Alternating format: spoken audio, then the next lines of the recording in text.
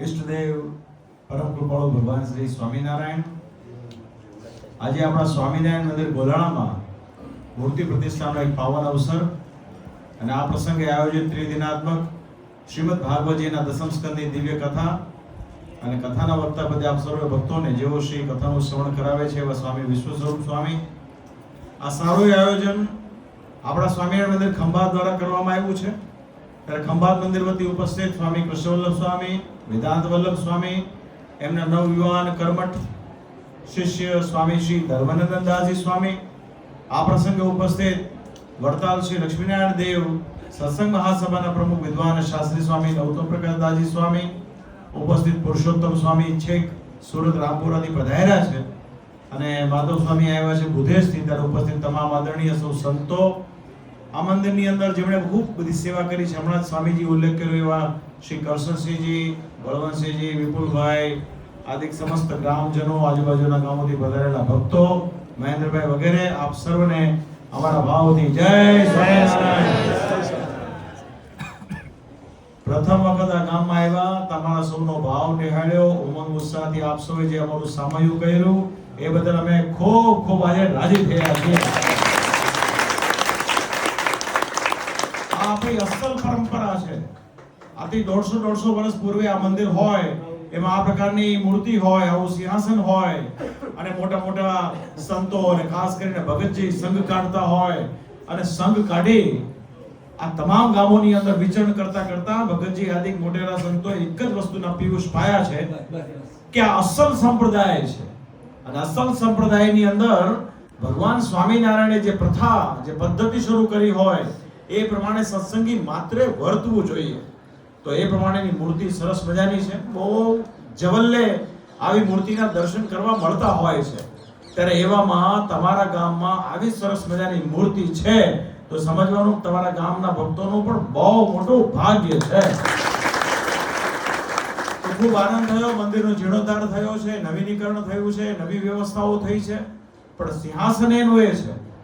તો વાલા ભક્તજનો, ખાસ કરીને ગોલાણા ગામના જે ભક્તો હોય એમને અમારી બહુ હૃદયથી એવી ભલામણ છે, આવું સરસ મજાનું મંદિર આપણા સંતોએ તૈયાર કરાવ્યું હોય. અમને ધર્માનંદ સ્વામીએ વાત કરી મંદિર થઈ ગયું છે, મહારાષ્ટ્રી પ્રતિષ્ઠાનનું આજનું મુહૂર્ત આવ્યું, પણ આજે અમે વાગડ ગામમાં મૂર્તિ પ્રતિષ્ઠા પ્રસંગે ગયા હતા. એની સાથોસાથ આજુબાજુના 3 થી 4 ગામોમાં પણ મંદિરની આરતી ઉતારવાની બાકી હતી, એ બધું કરીને આવ્યા. અમે સ્વામીને કહ્યું વળતા અમે લગભગ અંદાજે 2:30 ની આસપાસ આવીશું. તે પ્રમાણે તમારી સમક્ષ આવ્યા. આ પણ પહેલું વહેલું અમારા માટે મંદિર છે ને, એટલે આજે તો ખરેખર અમારા માટે બહુ અતિશય આનંદની વાત છે. વડતાલ ગામના દ્વિશતાબ્દી મહોત્સવ પર્વે અમે એવો સંકલ્પ કર્યો છે કે આપણે આ વર્ષ દરમિયાન નાના મોટાથી 200 એવા નવા ગામડા ફરીએ કે જ્યાં ભાગ્યે જ કોઈ આચાર્ય શિવની પધરામણી થઈ હોય. તો એ ન્યાયે આજે ગોલાણા ગામમાં આવ્યા છીએ. અહીંથી નીકળ્યા ઘણી વાર છીએ, પણ ગામમાં પ્રથમ વાર આવ્યા છીએ અને તમારો ભાવ પહેલી વાર અમે જોયો. બહુ આનંદની વાત છે. તો ખાસ કરીને આ મંદિરની અંદર જેણે જેણે સેવા કરી છે બધા બહુ ધન્યભાગી થયા છે. અને હમણાં સ્વામીજીએ બહુ સરસ આપણને વાત કરી છે, સમજવા જેવી વાત કરી છે. આ સત્સંગ કલ્યાણનો છે. આ સંપ્રદાય કલ્યાણ માટે ભગવાન સ્વામિનારાયણે સ્થાપ્યો છે અને કલ્યાણ માટે ભગવાન સ્વામિનારાયણે પોતાના સ્વહસ્તે મંદિરોના નિર્માણ કરાવ્યા અને પોતાના જ અર્ચા સ્વરૂપો બાથમાં લઈને દેવો પધરાવ્યા છે. એ શ્રી નરનારાયણ દેવ હોય કે શ્રી લક્ષ્મીનારાયણ દેવ હોય કે શ્રી રાધારમણ દેવ હોય, ગોપીનાથજી મહારાજ હોય કે મદન મોહનજી હોય, આ બધા સ્વરૂપો ભગવાન સ્વામિનારાયણે અતિ દયાએ કરીને સર્વે ભક્તોના ભલા માટે, આ લોકને વિશે અમારો આશ્રિત સુખી થાય એના માટે દેવ પધરાવ્યા છે. અને એ જ પરંપરા પ્રમાણે આજે 200 વર્ષ થયા છતાં પણ આપણા મૂળ સંપ્રદાયની અંદર આપણા મંદિરના, આપણા સિંહાસનોમાં પરમેશ્વર અને પરમેશ્વરના અર્ચા સ્વરૂપો હોય છે. તો વાલા ભક્તજનો, ભજી ભજીને ભગવાનને ભજવાના હોય છે. ભગવાનને ભજી ભજીને ઘણા ભગવાન જેવા થાય. કેવા થાય? જેવા. એની જેવા થાય. ભગવાન થવા કોઈ સમર્થ છે નહીં. માટે ઉપાસના કરવી, ભક્તિ કરવી તો પુરુષોત્તમ નારાયણ ભગવાન સ્વામિનારાયણ જે કહ્યું તે પ્રમાણે ભગવાનની કરવી, એ આપણા સંપ્રદાયનો મૂળભૂત પાયાનો સિદ્ધાંત છે. અને મહારાજ વારે વારે એવું કહેતા કે આ સત્સંગમાં અમે જે રીત સ્થાપી છે અને આ રીત પ્રમાણે જે વર્તશે, અમે કહેલી શિક્ષાપત્રી, અમે કહેલી આજ્ઞા પ્રમાણે જે વર્તશે તે જ ભક્ત કલ્યાણનો અધિકારી થશે. બાકી કોઈ ગમે તેમ વર્તે, મહારાજ કે કોઈ ગમે તેમ વર્તે, અમારે ક્યાંય એની પર અમારો હુકમ છે નહીં. જેને મોક્ષનો ખપ ના હોય ને એને સંતની કે શાસ્ત્રની કોઈ વાત કામ લાગતી નથી. આ તો ભાગ્યશાળી હોય ને એને શુદ્ધ સનાતન સંપ્રદાયનું જ્ઞાન પ્રાપ્ત થાય અને એ પ્રમાણે ભક્તિ કરે. આજે મને બહુ પ્રસન્નતા છે, અમારા ધર્મનંદન સ્વામી જેવા નવયુવાન સંતો સંપ્રદાય માટે બહુ એક ઉજ્જવળ ભવિષ્ય છે. આ બધા સંતો બહુ સારી રીતે ઘડાયેલા છે અને એમના ગુરુજનો ખાસ કરીને કૃષ્ણવલ્લભ સ્વામી, વેદાંત સ્વામી, એમના આશીર્વાદ એમની ઉપર છે.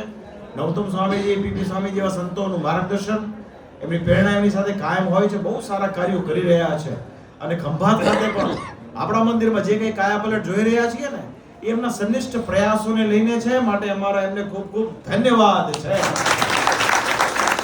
ભગવાનને પ્રાર્થના કરો આ જ પ્રમાણે આપણા સત્સંગની ઉન્નતિ પ્રગતિ થાય અને આપણો જ્યારે વડતાલ ધામ દ્વિશતાબ્દી મહોત્સવ તારીખ 7 નવેમ્બર થી લઈ 15 નવેમ્બર 2024 દરમિયાન વડતાલ ધામ ખાતે ઉજવાય ત્યારે આખા વિશ્વમાં મૂળ સ્વામિનારાયણ સંપ્રદાયનો ડંકો વગાડવાનો છે. એના માટે બધાએ તન મન ધનથી પ્રયાસ કરવો પડશે. માટે ગોલાણા ગામના જે કઈ નવયુવાન ભક્તો હોય, ભગવાન જે પ્રમાણે પ્રેરણા કરે, સંતો જે પ્રમાણે માર્ગદર્શન આપે એ પ્રમાણે આપણે ઉત્સવમાં ભાગ લેવાનો છે. તો અંતમાં સિંહાસનમાં વિરાજમાન ભગવાન શ્રી હરિના ચરણ કમળમાં પ્રાર્થના છે એમની કૃપા દ્રષ્ટિ કાયમ આ ગોલાણા ગામની ઉપર રહો અને આ ગામના ભક્તજનો, આજુબાજુના ગામના ભક્તજનોની ઉપર એમની કૃપાથી સર્વે ભક્તો ખૂબ સુખી થાય, સર્વનું ખૂબ મંગળ થાય એવી ભગવાનના ચરણમાં પ્રાર્થના કરી વિરમું છું. હસ્તો આપ સૌને અમારા ભાવથી જય સ્વામિનારાયણ.